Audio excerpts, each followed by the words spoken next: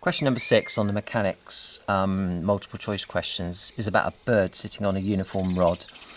As you can see, I've drawn a physicist's version of a bird and I've drawn the weight in. It gives us its 2w and it asks us to calculate x when the when the value of the tension in P is half the tension in Q.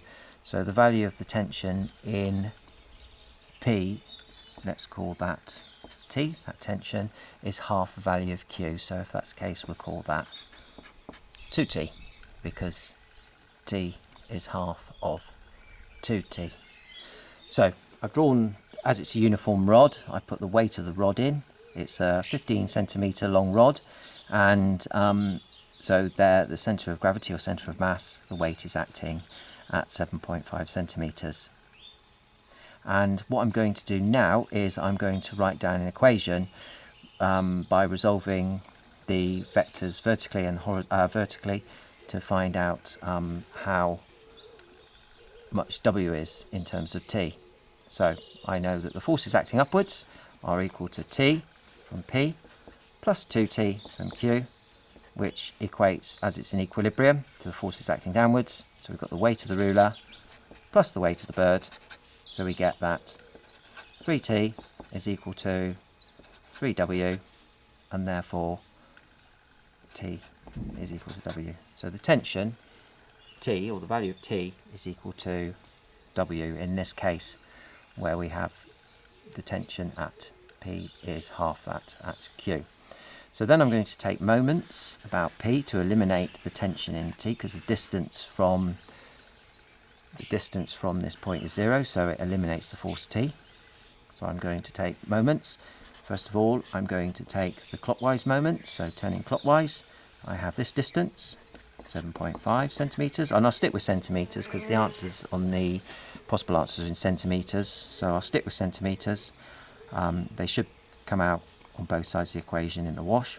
7.5 times the weight gives us the moment from that, and we've also got another clockwise moment caused by the bird, plus the distance the bird is along, which is x, multiplied by the weight 2w. Okay, so we get 7.5w plus 2wx. Over here, I'll work out the anti-clockwise moment.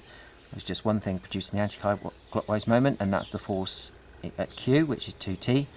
So the distance, 15 centimetres, times 2t, which gives me 30t.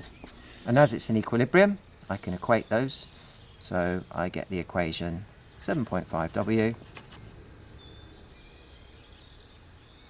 plus 2wx is equal to 30t. However, previously I found that t and w are the same thing, so I'm going to substitute for w there.